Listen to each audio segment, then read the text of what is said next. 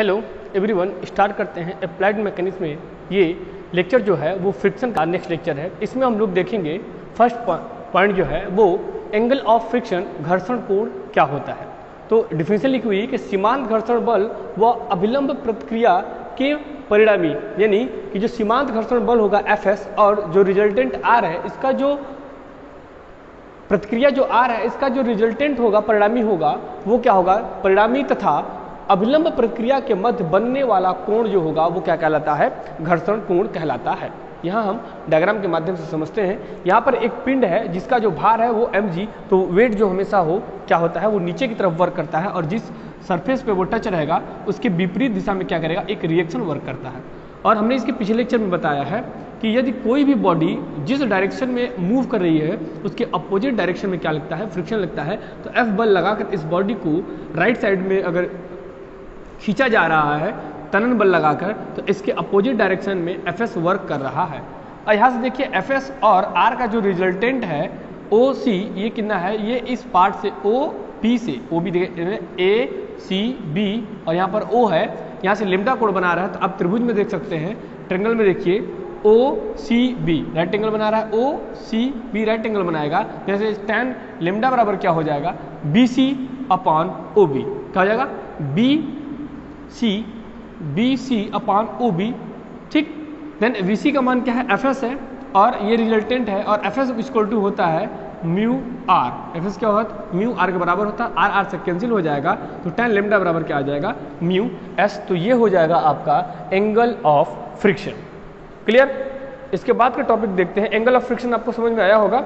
इसके बाद देखते हैं एंगल ऑफ रिपोज, विश्राम कोण क्या होता है। Angle of repose, angle of repose, इसको बोलते हैं विश्राम कोण। तो विश्राम कोण को समझ लेते हैं। एक अगर डायग्राम के माध्यम से समझाया जाए तो माना एक रुद्ध सरफेस है, एक सरफेस है जिस पर एक पिंड क्या कर रहा होगा, वर्क कर रहा होगा, ठीक। तो यहां पर एक डायग्राम देखते हैं हम लोग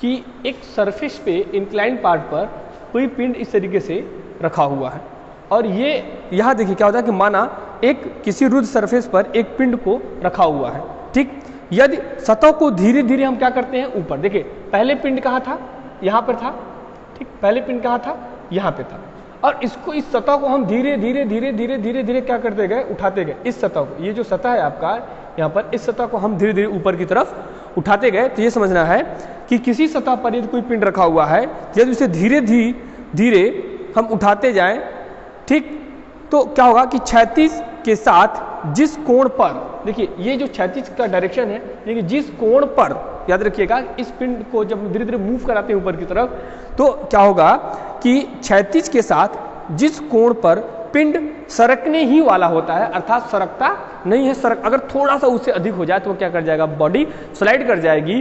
तो जब इस कोण को हम लोग क्या कहते हैं, विश्राम कोण कहते हैं। यानी कि एक ऐसा ढाल जिस पर वह पिंड स्लाइड करने ही वाला होता है, उस ढाल को हम क्या बोलते हैं, विश्राम कोण कहते हैं। यानी उससे थोड़ा सा भी अगर अधिक ढाल को दिया जाएगा तो वह पिंड उस सतह से स्लाइड हो जाएगी, ठीक। तो विश्राम कोण समझ में आया होगा। तो यहाँ से आप देख सकते हैं कि अगर इसकी एनालिसिस किया जाए तो ये क्या वर्क करेगा, mg या वेट कह सकते हैं हम, इसका भार हमेशा क्या करेगा, नीचे की तरफ वर्क करता है और यहाँ से एक रिएक्शन वर्क करेगा जो इस तरीके से होगा इंक्लाइन पर। और ये जो कंपोनेंट, इसको तोड़ा जाए तो यहाँ पे क्या होगा, थीटा हो जाएगा। और इस प्रकार से mg के दो कंपोनेंट होंगे, mg cos थीटा और ये हो जाएगा mg sin थीटा। क्लियर है। तो अगर ये पिंड इधर मूव करेगा, नीचे की तरफ मूव करेगा, तो फ्रिक्शन आपका जो है वो अप डायरेक्शन में लगेगा। तो यहाँ से एक डेरिवेशन बन जाएगा इस प्रकार से। अगर ये डायग्राम आपको समझ में आया होगा तो अगर देखिए, अगर यहीं पर ये पिंड इधर की बात ना करते हुए न्यूमेरिकल में इधर कोई बल लगा देता है तो फ्रिक्शन आपका डाउन साइड वर्क करेगा। तो यहाँ से विश्राम कोण का एनालिसिस हम लोग करते हैं कि विश्राम कोण किस तरीके से फाइंड आउट किया जाएगा, ठीक। ये देखिए क्या हो रहा है, अब लेफ्ट साइड में और राइट साइड को हम लोग इक्वल कर लेंगे और अप डायरेक्शन और डाउन डायरेक्शन में जो फोर्स जा रहा है उसको हम लोग क्या कर लेंगे, इक्वल कर लेंगे। तो यहाँ से क्या हो जाएगा, देखिए mg डाउन साइड जा रहा है तो mg साइन थीटा बराबर mg साइन थीटा इस साइड यहीं जा रहा है और इधर क्या जा रहा है, Fs तो एफ एस को हम लोग क्या कहते हैं, म्यू आर। क्लियर है, ये क्वेश्चन बन जाएगा कि mg sin थीटा बराबर म्यू आर। ये पॉइंट क्लियर है। और नेक्स्ट पॉइंट क्या बन रहा है, देखिए अप डायरेक्शन में आर जा रहा है, डाउन डायरेक्शन में क्या हो रहा है, mg, तो आर बराबर क्या हो जाएगा, mg cos theta, mg cos थीटा। क्लियर। अब इस आर का मान इक्वेशन फर्स्ट में हम लोग क्या कर देंगे, पुट कर देंगे, तो यहाँ से हो जाएगा mg sin theta equal to mu bracket में mg cos थीटा। क्लियर है, तो mg यहाँ से क्या हो जाएगा, कैंसिल हो जाएगा, देन sin थीटा बराबर म्यू cos थीटा, यहाँ से हो जाएगा sin theta upon cos theta equal to mu. Then इसको हम लिख सकते हैं sin theta upon cos theta क्या होता है, tan थीटा बराबर म्यू। क्लियर, tan थीटा बराबर म्यू। क्लियर है। अर्थात इसके पहले वाले जस्ट हम लोग जो डेरिवेशन किए थे एंगल ऑफ फ्रिक्शन का, वहाँ से क्या आया था कि tan लिम्डा बराबर म्यू, और यहाँ पे क्या आ रहा है कि tan थीटा बराबर म्यू। अतः ये कह सकते हैं कि घर्षण कोण तथा विश्राम कोण क्या होते हैं, समान होते हैं। तो नोट करके आप लोग लिख लीजिए कि घर्षण कोण तथा विश्राम कोण, घर्षण कोण किसे, लिम्डा से, तथा विश्राम कोण यहाँ डेरिवेशन का विश्राम कोण थीटा क्या होते हैं, समान होते हैं। ठीक है, तो ये आप नोट करके लिख लीजिए। आप डेरिवेशन देख सकते हैं किस तरीके से हम लोग angle of friction and angle of repose का डेरिवेशन कर चुके हैं। ठीक, आइए एक पॉइंट और हम लोग देखते हैं कि advantage and disadvantage of friction, कि घर्षण के लाभ क्या है और हानि क्या है। तो दैनिक जीवन में घर्षण के बहुत सारे लाभ भी हैं और हानियाँ भी हैं। तो आप पॉइंट वाइज पॉइंट कुछ पॉइंट हम लोग डिस्कस कर लेते हैं। पहले देखते हैं कि एडवांटेज ऑफ फ्रिक्शन।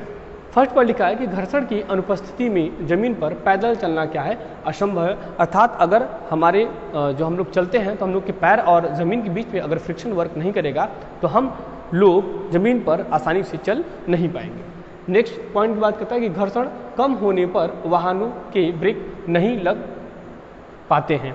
अगर फ्रिक्शन नहीं होगा जो वाहन हम लोग ब्रेक की सहायता से रोक सकते हैं वो भी आसानी से नहीं रुकेंगे।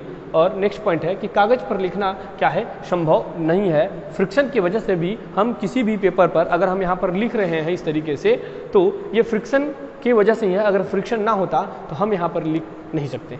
डिसएडवांटेज की बात करते हैं तो फर्स्ट पॉइंट है कि घर्षण के कारण ऊष्मा पैदा होती है। तो जब ऊष्मा पैदा होगी तो वहाँ पर बहुत सारी चीज़ों में आग भी लग सकती है। ये पॉइंट है कि घर्षण के कारण बहुत ज़्यादा घर्षण होगा तो फ्रिक्शन होगा तो वहाँ पर ऊष्मा पैदा हो जाएगी। नेक्स्ट है घर्षण क्या होता है, सदैव गति क्या करता है, विरोध करता है, जिसकी वजह से हमारी स्पीड भी क्या होती है, कम होती है। लेकिन ये भी कारण है कि अगर घर्षण ना लगे तो हम वहाँ से आसानी से चल नहीं पाएंगे। और घर्षण के कारण एक पॉइंट और लिख सकते हैं, थर्ड पॉइंट, कि घर्षण के कारण ही जो मशीनों के कल पुर्जे हैं, जो पार्ट्स हैं, उनमें क्या होता है, फ्रिक्शन होता है, जिसकी वजह से धीरे धीरे उनके घिसावट के कारण उन पार्ट्स में क्या हो जाती है, कमी आ जाती है या फिर वो टूट जाते हैं। तो ये है फ्रिक्शन के एडवांटेज और डिसएडवांटेज।